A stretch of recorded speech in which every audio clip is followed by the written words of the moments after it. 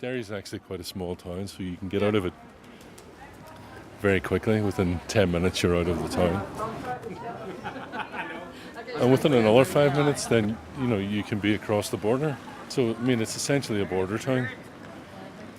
I'm kind of more interested in the areas on the kind of edge of the city, the space between where the kind of city ends and the countryside begins, the roads that lead to the border, and some of the kind of smaller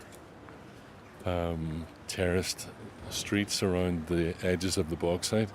I mean, I'm still...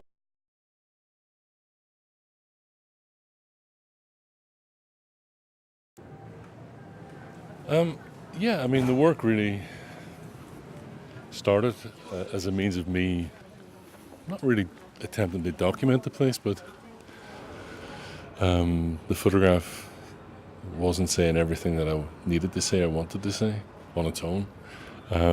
Why not? Because so many photographers are happy with documentary photography. Yeah. What did you want to tell more? Well, I wanted to kind of show less and tell more. I mean, I guess one of the frustrations I had with documentary practice is that it kind of reduces the people who live in the place to a kind of collective victimhood, I established a different set of rules, so I kind of decided that there wouldn't be any people in my work. It seemed it could be more productive to look at the landscape rather than to look at the normal kind of conventions of photojournalism. We're standing here beside the city walls. The city walls were built to gain an advantage over the native Irish who lived outside of it, so it was a colonised city here, which was built for the purposes of colonising this resistant part of the north of Ireland. And that continues to this day. So, I mean, what happened here in 1969 when the British Army came back into the north of Ireland is that they reoccupied the city walls, which kind of made perfect sense militarily because they offer an advantage. They overlook the terrain.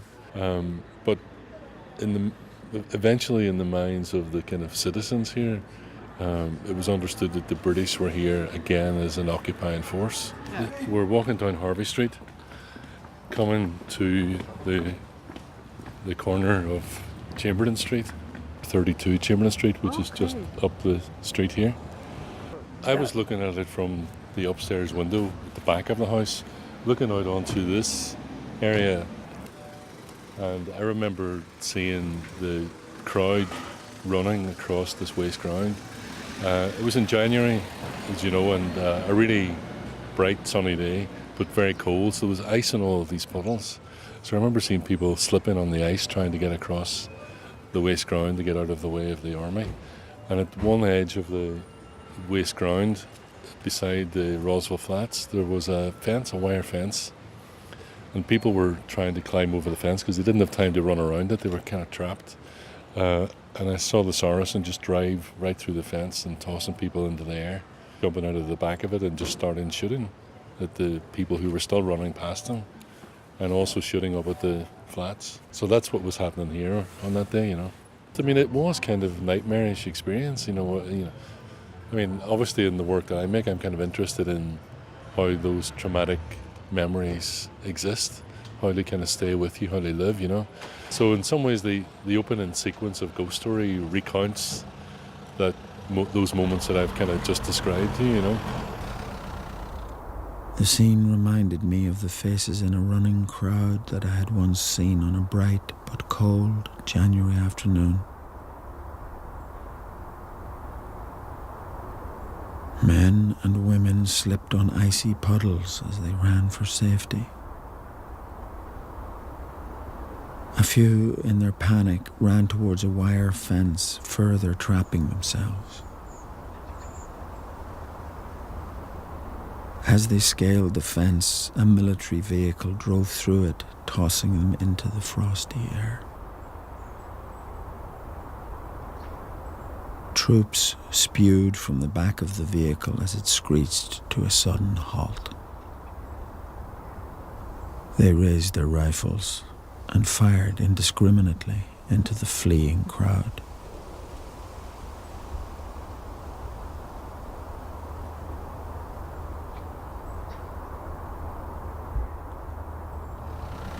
I thought that I'd imagined it. For many years afterwards, I kind of had this sensation that I had dreamed it, or that I misremembered it, or that it was it seemed strangely kind of foreign somehow, you know? Like father, like son. Isn't that what they say? Past as present. The sins of the father.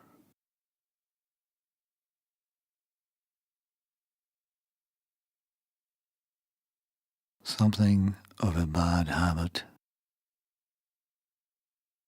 or bad luck.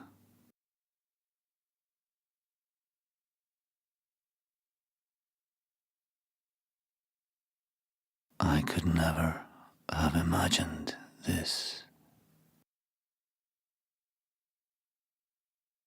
30 years later. A musty residue clinging to the surface.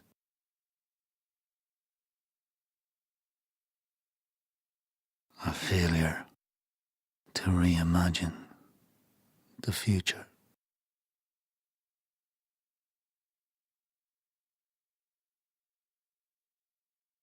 I stood to the left and looked on as he was taken from me. Compliant. Both of us.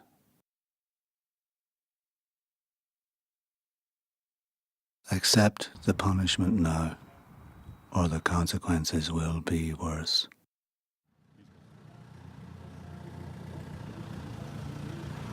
And this is a place that I knew because I used to hang around in this area when I was a teenager. I knew that people had been kneecapped in this place in the 1970s and the 1980s. Little as a couple of years ago, people were still being taken to the same place and kneecapped.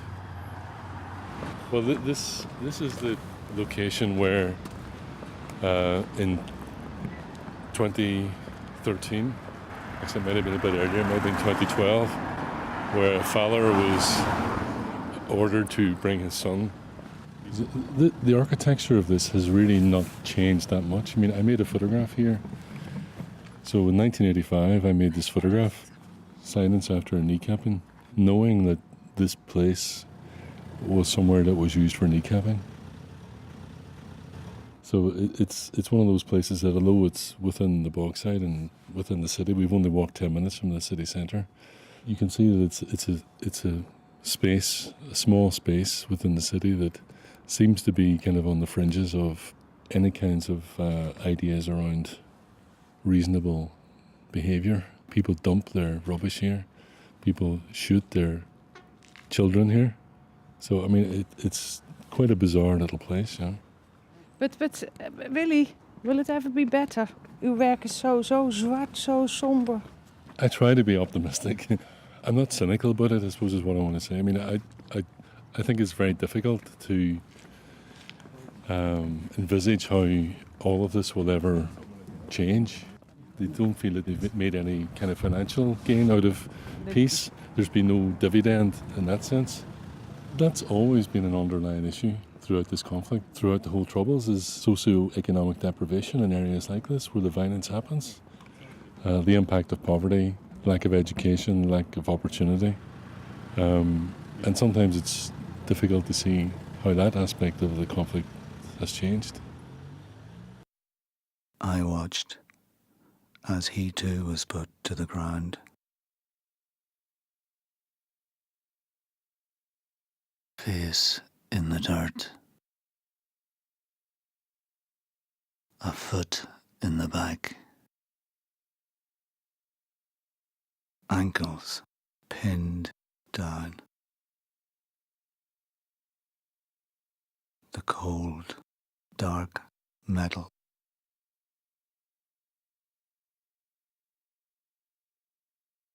the soft tissue, the entrance wound, the kneecap, the exit wound,